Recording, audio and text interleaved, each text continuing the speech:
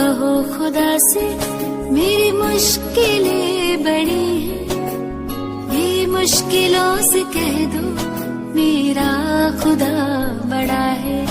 आती है आने या तो कर उनका खैर मकदम, तूफान से ही तो लड़ने खुदा ने तुझे गढ़ा।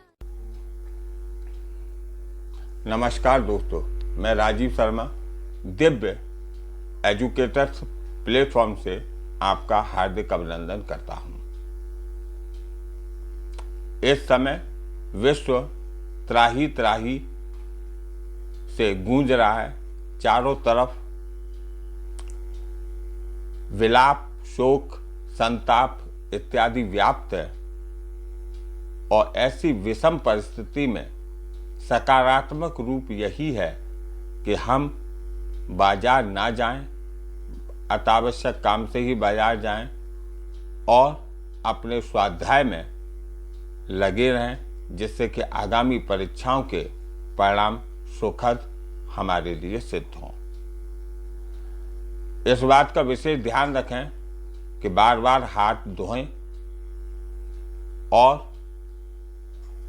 मास्क, डबल मास्क पहनने का वक्त आ गया। डबल मास्क पहनें क्योंकि ये थर्ड फ्लू है और ये थर्ड फ्लू तेलंगाना, आंध्र प्रदेश और पश्चिमी बंगाल में है। भारतीय वेरिएंट, अभी आज की न्यूज है कि भारतीय वेरिएंट स्पेन में पहुंच गया है। स्पेन ने उसने कोहराम मचाकर रख दिया है। इसी बीच तमाम न्यूज़ चैनल देखने के बाद में, दुखी होने के बाद में एक दो खुशी की लहर मिलती है। वैज्ञानिकों की दृढ़ता, वैज्ञानिकों की सोच, मानव जाति का कल्याण इत्यादि की उनकी जो थीम है, वो थीम हमें प्रेरित करती है कि उसी थीम पर हम चलें। और आज उसी श्रृंखला, उसी थीम की दो पॉजिटिव खबर से मैं अपनी एक नज़र लक्ष्य 2021 श्रृंखला का शुभारंभ करने जा रहा हूं। पहला क्वेश्चन, जैसा कि आप देख रहे होंगे कि विश्व में प्रथम बार किस देश ने जानवरों के लिए वैक्सीन कोविड-19 की बनाई है? ये देश है रूस। याद करने का तरीका, आपको मालूम ही है कि रूस विश्व का वह प्रथम देश भी है जिसने सबसे पहले मानव के लिए भी कोविड-19 की वैक्सीन बनाई थी और इस वैक्सीन का नाम था स्पुतनिक। दूसरा प्रश्न आया है कि विश्व में प्रथम देश का नाम क्या है जिसने अपने देश के बच्चों के लिए कोविड-19 की वैक्सीन फाइजर कंपनी की अलाउ की है?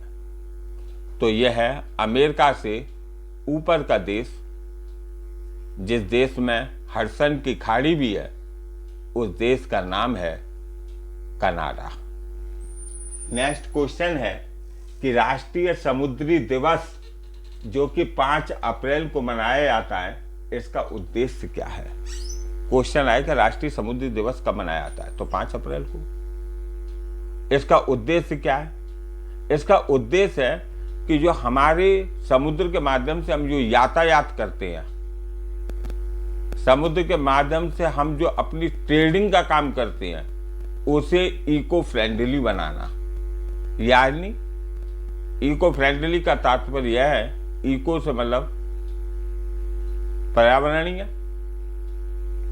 और फ्रेंडली मतलब मित्रतापूर्ण, यानी वो पर्यावरण के लिए नुकसानदायी ना हो, उसके प्रति लोगों के अंदर अवेयरनेस यानी जागरूकता को फैलाना। नेक्स्ट क्वेश्चन बनता है कि डैन डेविड पुरस्कार जो कि इजराइल सरकार का है, 2020 के लिए गीता सेन जनरल इक्वलिटी को दिया गया था। 2020 के लिए 21 के लिए पुरस्कार किसको मिला है? तो एंथोनी फॉसी को पब्लिक हेल्थ और मॉलिक्यूलर मेडिसिन के लिए मिला है। एलिग एजेहर कार्ल जूने और स्टीवन रॉनसनबर्ग को इस अवार्ड में 1 लाख अमेरिकी मुद्रा डॉलर प्रदान की जाती है। नेक्स्ट क्वेश्चन है मोस्ट इंपॉर्टेंट क्वेश्चन मेरी समझ से कि अंतर्राष्ट्रीय स्तर पर सबसे प्रतिष्ठित वर्ल्ड फूड प्राइज किस भारतीय मूल के व्यक्ति को दिया गया है। वर्ल्ड मूल प्राइज जो दिया गया है वो दिया गया है डॉक्टर रतन लाल को। ये इस पुरस्कार की अहमियत यह है कि इस पुरस्कार को 1987 में विश्व हरित क्रांति के जनक नॉर्मन बोरलॉग ने शुरुआत की थी। भारत में हरित क्रांति के जनक MS स्वामीनाथन को माना जाता है। विश्व में वर्ल्ड फूड प्राइज जो दिया गया था वो दिया गया था आपको MS स्वामीनाथन को। यह हमारा देश ही था जिसने हरित क्रांति के जनक MS स्वामीनाथन को 1987 में ये पुरस्कार दिया गया है। अभी दूसरे व्यक्ति डॉक्टर रतन लाल हैं भारतीय जिनको यह पुरस्कार मिला है और ये आपके मेन स्ट्रीमिंग सॉइल अप्रोच को इन्होंने डेवलप किया था जिसके लिए इन्हें यह पुरस्कार मिला है। इस पुरस्कार के संस्थापक के रूप में नॉर्मन बोरलॉग थे। इस पुरस्कार का मुख्य उद्देश्य भी यह है कि लोगों को जो एडिबल पदार्थ हैं यानी खाद्य पदार्थ हैं जो मानव जाति के लिए पोषण युक्त हों, उसको उस क्षेत्र में जो भी व्यक्ति अच्छा काम करेगा उस जैसे कि अच्छे पोषण युक्त खाद्य पदार्थों का उत्पादन हो सके उस व्यक्ति को यह पुरस्कार दिया जाता है। इस पुरस्कार के संस्थापक आपके नॉर्मन बोरलॉग महोदय थे। नेक्स्ट क्वेश्चन बनता है कि इस पुरस्कार को इस समय इसके दूसरे अध्यक्ष बारबरा स्टिनसन हैं जिन्होंने डॉक्टर रतन लाल को यह पुरस्कार दिया है। पहले अध्यक्ष मालूम पड़ गए नॉर्मन बोरलॉग, दूसरे अध्यक्ष है बारबरा स्टिनसन। पहले अध्यक्ष नॉर्मन बोरलॉग ने इस पुरस्कार की शुरुआत की और ये पुरस्कार भारत के सबसे प्रतिष्ठित व्यक्ति जिन्होंने हरित क्रांति का जनक कहा जाता है MS स्वामीनाथन को, उनको यह पुरस्कार मिला था और नॉर्मन बोरलॉग के द्वारा और बारबरा स्टिनसन के द्वारा डॉक्टर रतन लाल को यह पुरस्कार मिला है। अब प्रश्न आता है कि किस राज्य सरकार ने राज्य का बायोस्फीयर रिजर्व के रूप में किसे प्रस्तावित किया है, यानी महेंद्रगिरी को बायोस्फीयर के रूप में किस राज्य सरकार ने प्रस्तावित किया है। तो आपने देखा होगा हमारे राष्ट्रीय गान जिसके जनक रविन्द्रनाथ टैगोर जी थे जिन्होंने लिखा था, उसमें एक उत्कल शब्द आता है। उत्कल का मतलब उड़ीसा, तो ये उड़ीसा और कोणार्क का सूर्य मंदिर भी यहीं पर उपस्थित है और ये 1501 मीटर यानी 1.5 किलोमीटर की ऊंचाई पर है, जिसे राज्य सरकार ने सिफारिश की है कि इसको हम जो है महेंद्रगिरी को राज्य का बायोस्फीयर बनाने की सोच रहे हैं। नेक्स्ट क्वेश्चन है कि वैश्विक लैंगिक भेद के अनुपात 2021 में भारत कितने स्थान पे तक गया। लैंगिक मतलब सेक्सुअल से होता है, स्त्री और पुरुष से होता है। इसमें भारत 28 पायदान नीचे खिसका है और भारत का अब वर्तमान में स्थान 140 है। इसमें कुल देशों की संख्या 156 है। इसमें आइसलैंड हमेशा 12 वर्षों से अव्वल स्थान पर रहा है। उसने अपने स्थान को मेंटेन कर रखा है, यानी प्रथम स्थान पर आइसलैंड है और सबसे अंतिम पायदान पर हमारा पड़ोसी अफगानिस्तान है। नेक्स्ट, इस सर्वे में 156 और इस सर्वे की मुख्य विशेषता यह है कि इसने यह भी घोषणा की है कि भारत में पुरुष की अपेक्षा महिलाएं 20% कम कमाती हैं। नेक्स्ट क्वेश्चन है मोस्ट इंपोर्टेंट क्वेश्चन कि 51वां दादा साहब फाल्के पुरस्कार किसको दिया गया है। 51वां दादा साहब फाल्के पुरस्कार दक्षिण के हीरो रजनीकांत को मिला है और 1 अप्रैल 2021 में इसकी घोषणा केंद्रीय सूचना और प्रसारण मंत्रालय द्वारा वर्ष 2019 का यह अवार्ड है, केंद्रीय सूचना और प्रसारण मंत्रालय द्वारा की गई थी। ये 2019 का अवार्ड है, लेकिन 1 अप्रैल 2021 में घोषणा की गई और 51वां दादा साहब फाल्के पुरस्कार मिला है। 50वां दादा साहब फाल्के पुरस्कार आपको दिया गया था अमिताभ बच्चन को और प्रथम दादा साहब फाल्के पुरस्कार मिला था देविका रानी को और प्रथम बार इसकी घोषणा दादा साहब फाल्के पुरस्कार की घोषणा करने वाला वर्ष था 1969। फिल्म इंडस्ट्री में एक अभूतपूर्व विकास के लिए यह पुरस्कार दिया जाता है। इस पुरस्कार में एक स्वर्ण कमल मिलता है, ये 10 लाख रुपए मिलते हैं और एक शॉल मिलता है।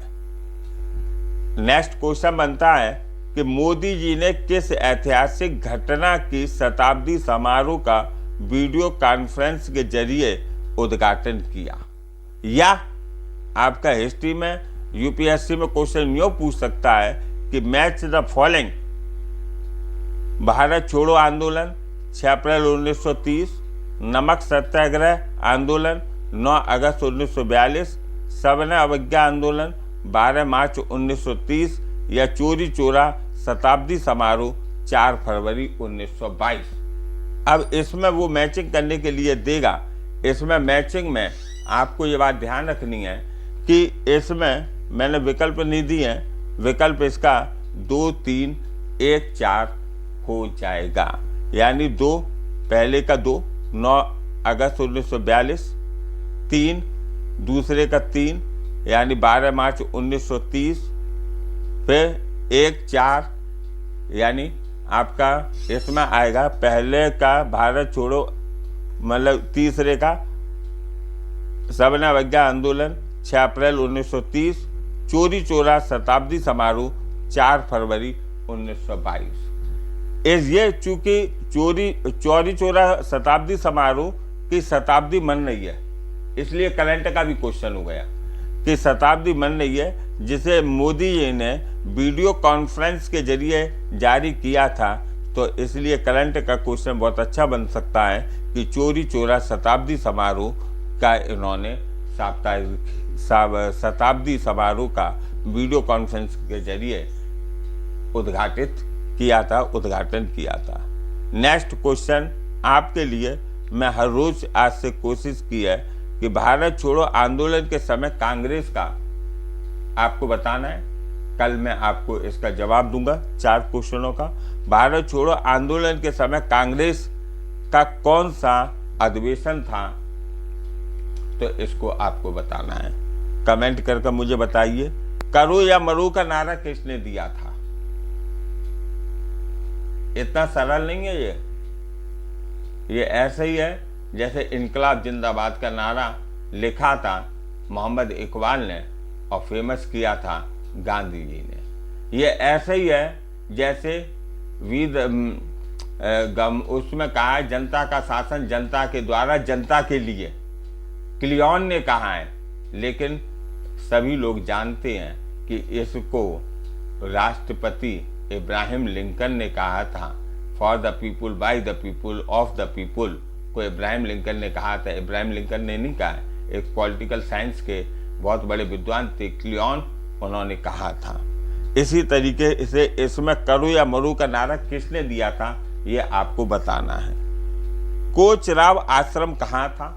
इसे हम दूसरे रूप में यूँ भी कह सकते हैं कि गांधी जी जब 1915 में भारत में आए थे, तब उस समय सबसे पहले जो गांधी जी ने इस आश्रम में प्रवेश किया था, ये कहाँ पर स्थित है, इसके बारे में आपको बताना है। और लास्ट क्वेश्चन है, साबरमती आश्रम को किस अन्य नाम से जानते हैं, यह आपको बताना है। इन चारों के कमेंट कीजिएगा, मैं आपके कमेंट्स पढ़ूंगा और पढ़ने के बाद आपको कल आपको इसके बारे में संपूर्ण जानकारी देने का मैं अथक प्रयास करूंगा, इसी उम्मीद के साथ कि आप स्वाध्यायरत होंगे।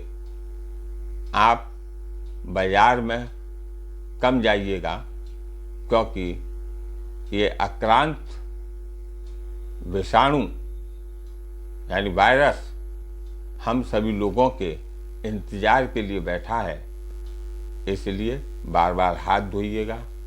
भारत सरकार ने जो निर्देश जारी किए हैं, उन निर्देशों का अनुपालन कीजिएगा और घर में रहकर अच्छी तरीके से अपना आने वाले कंपटीशन की तैयारी कीजिएगा। इन्हीं शुभकामनाओं के साथ मैं राजीव शर्मा दिव्य एजुकेटर्स से आपका हार्दिक स्वागत करता हूँ। जय हिंद।